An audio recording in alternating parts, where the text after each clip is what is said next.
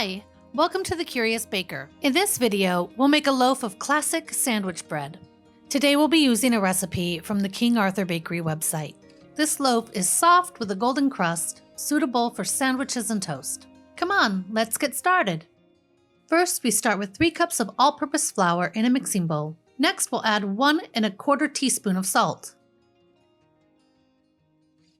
The recipe calls for 1 packet of active dry yeast dissolved in 1 tablespoon of warm water, roughly 110 degrees Fahrenheit. I found that 1 tablespoon of water wasn't quite enough to fully dissolve the yeast, so I added a little more. Next, I'm adding 2 tablespoons of granulated sugar. The recipe called for 1 tablespoon of water to help dissolve the active dry yeast. Even after doubling the water content, I had to add even more. The yeast mixture was still a little thick, but I went ahead and added it to the bowl. Next, I'm adding half a cup of milk mixed with 2/3 cup of warm water. I used hot water and 2% milk. You can use skim milk, 1%, or whole milk if you'd like. You can add the milk and water separately if you'd like. Just make sure the milk is closer to room temperature. I'm mixing them so that the cold milk does not kill the yeast.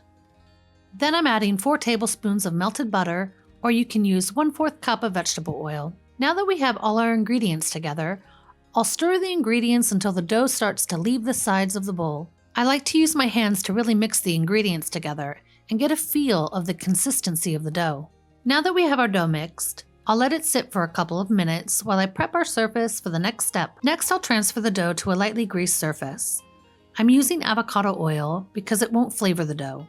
You can use butter or vegetable oil. Olive oil is not recommended as it has too much flavor. You can also add a little oil to your hands to make it easier to work with the dough. Knead the dough for 6 to 8 minutes or until it's smooth and supple.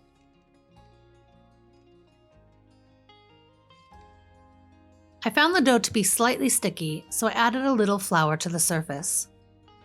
Kneading the dough will allow the gluten strands to develop, which will help create structure and strengthen the dough. This process helps to trap air and will allow the dough to rise. Now that the dough is at the desired consistency, I'll transfer it to a lightly greased bowl. Cover the bowl and allow the dough to rise until roughly doubled in size. That should take about 1 to 2 hours, depending on room temperature. Before shaping the dough, I'll prepare the bread pan by lightly greasing it.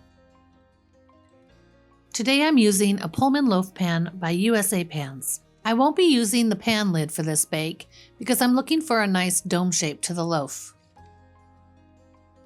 Once the dough has doubled in size, gently deflate the dough and transfer it to a lightly greased surface to shape. Shape the dough into a log about 8 inches long. Once your dough is shaped, transfer it to the lightly greased pan.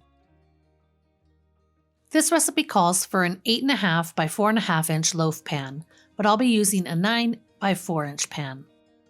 I'd love to know what pans you guys are using. Please leave a comment to let me know. Loosely cover the loaf with lightly greased plastic wrap.